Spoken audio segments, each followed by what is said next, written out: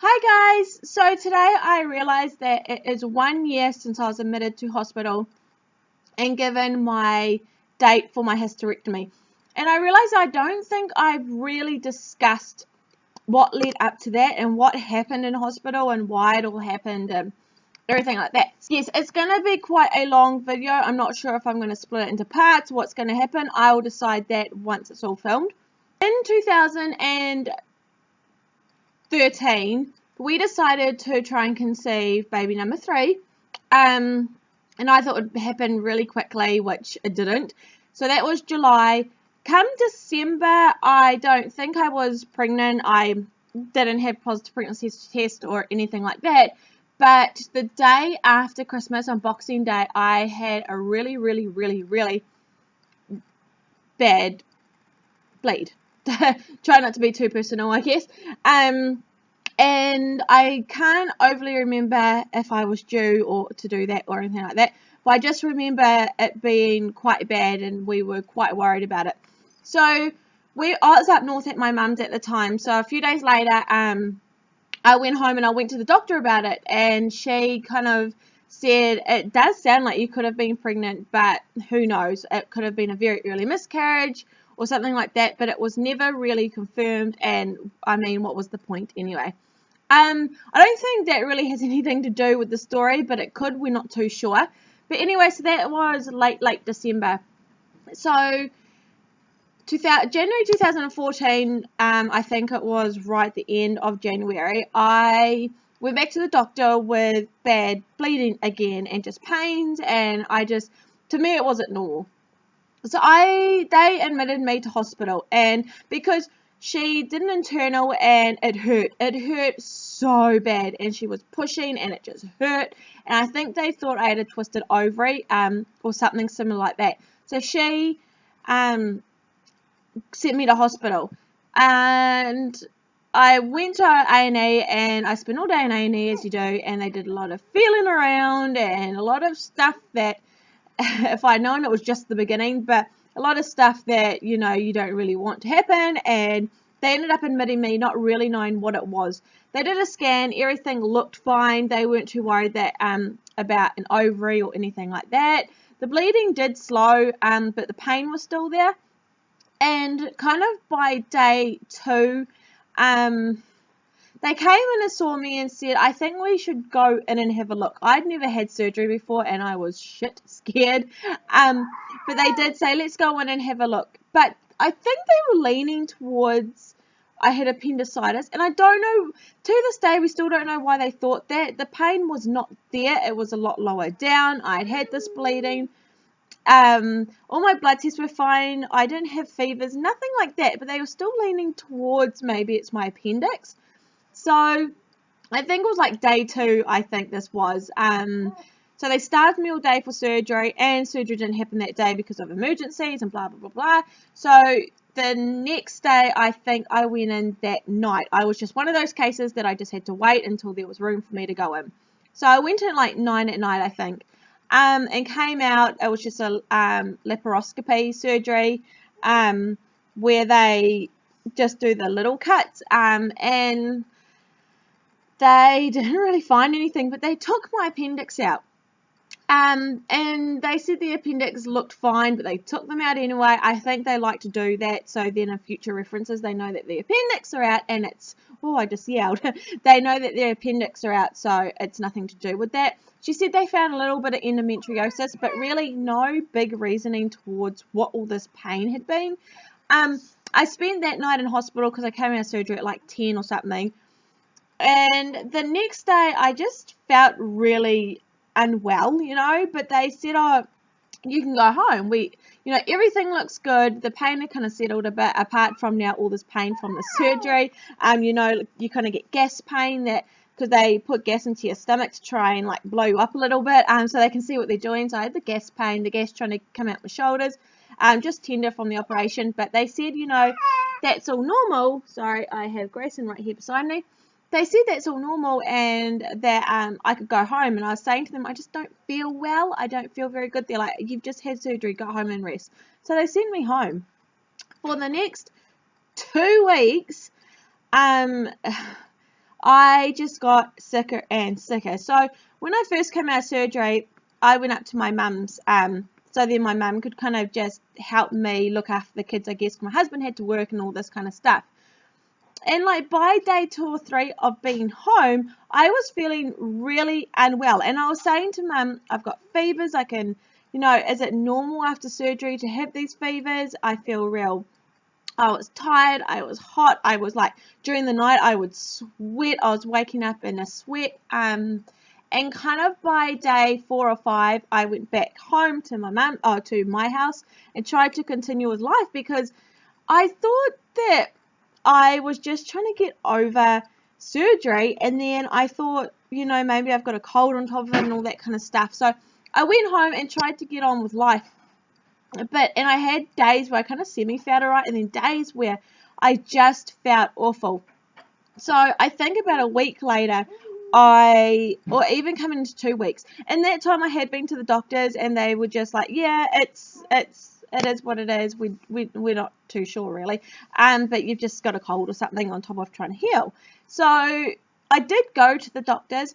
By about a week and a half, I think, I was just feeling absolutely dreadful. I was tired.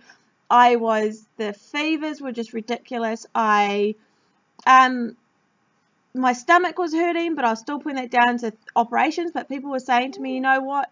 I've had operations like this. I've had cesareans, and they haven't been this bad. This isn't normal. And I was like, I don't know. I've been to the doctor. It's fine, and all this kind of stuff. So like I said, coming into about a week and a half, 2 weeks later, after feeling miserable and just tired and just feverish, this cold wouldn't go away, I decided to drive an hour up to pick up my sister to come and help me, so then I could just have a little bit of help with the kids and I could try and rest, as my husband was still having to work, la-di-da-da. So I drove up to pick up my sister, and I just, when I got to my mum's house, I just wanted to sleep. I just lay there and I was like, I just want to sleep. I'm exhausted. My stomach's hurting. I do not feel very well.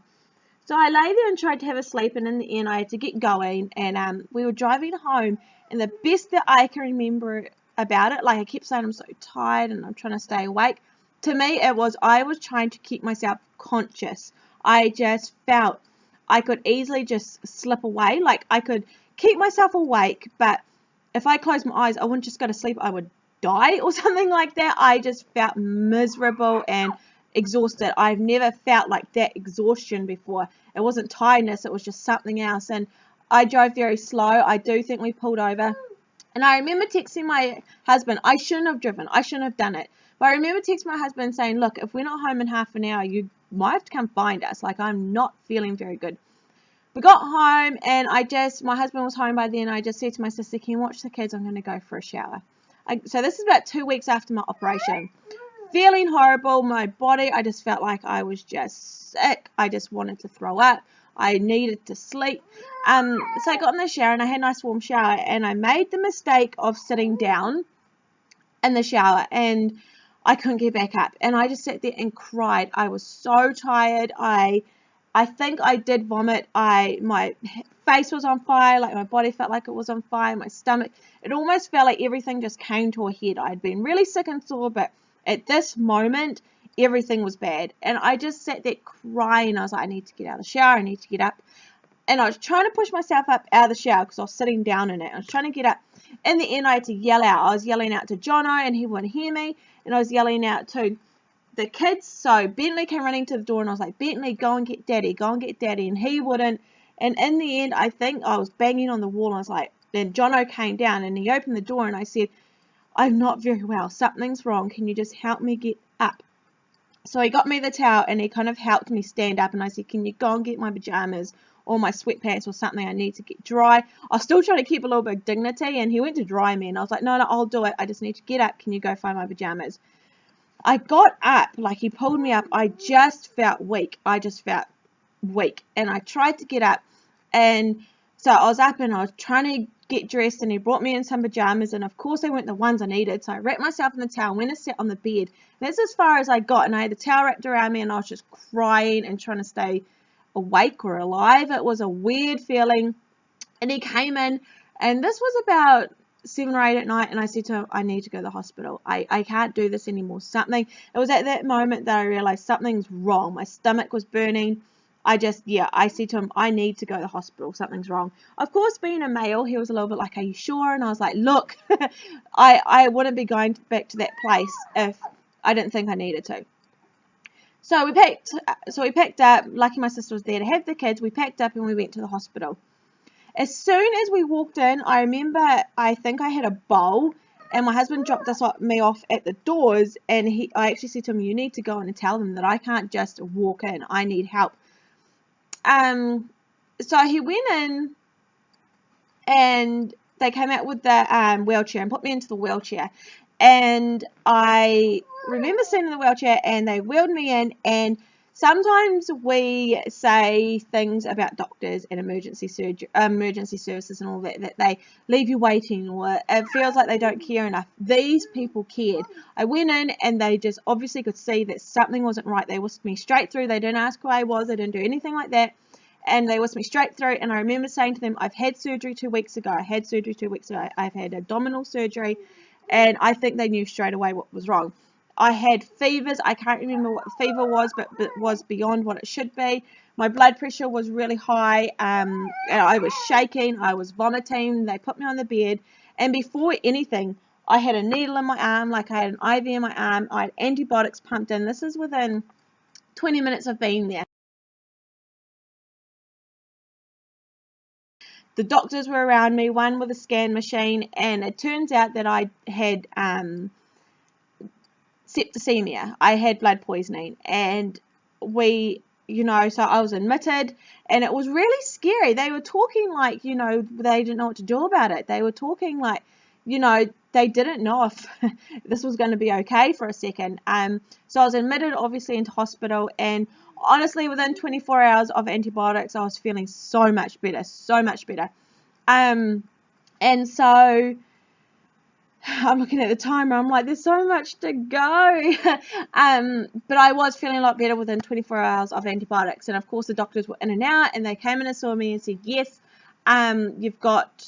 Oh, I think within that 24 hours, I also had a scan on my stomach, and they scanned it, and I had a collection in my stomach. And I remember them saying it's about the size of an apple, and it was like a collection of like pus and fluid, and I had infection from the operation.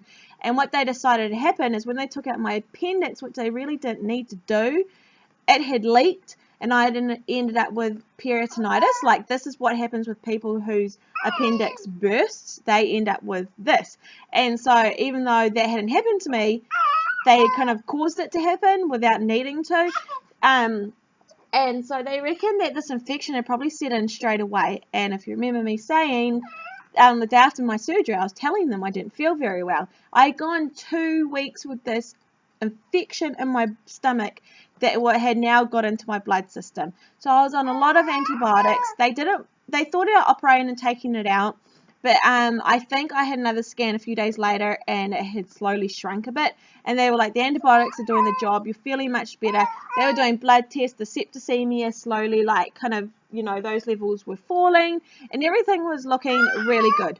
I was in hospital for a week just on antibiotics. In this time, they used a few veins because I was having 3 lots of like intravenous antibiotics a day. They were starting to have to jab me here, there, and everywhere. I think I went through 3 IVs, if I remember correctly.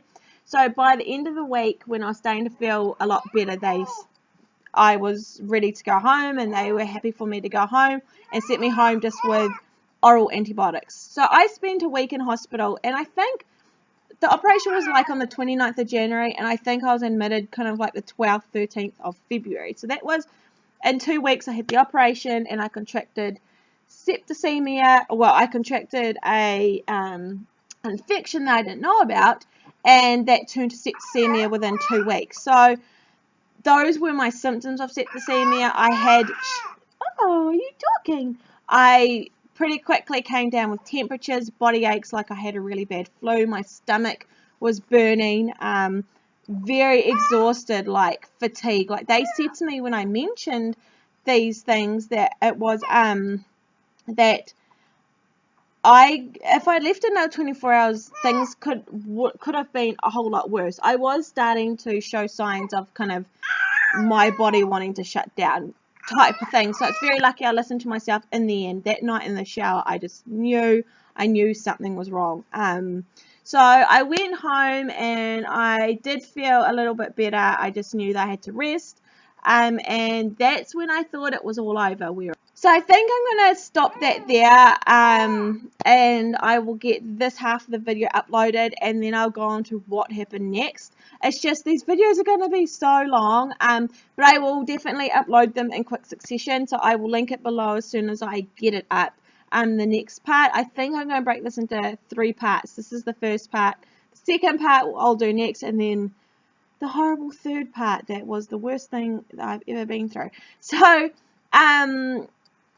I will stop filming here.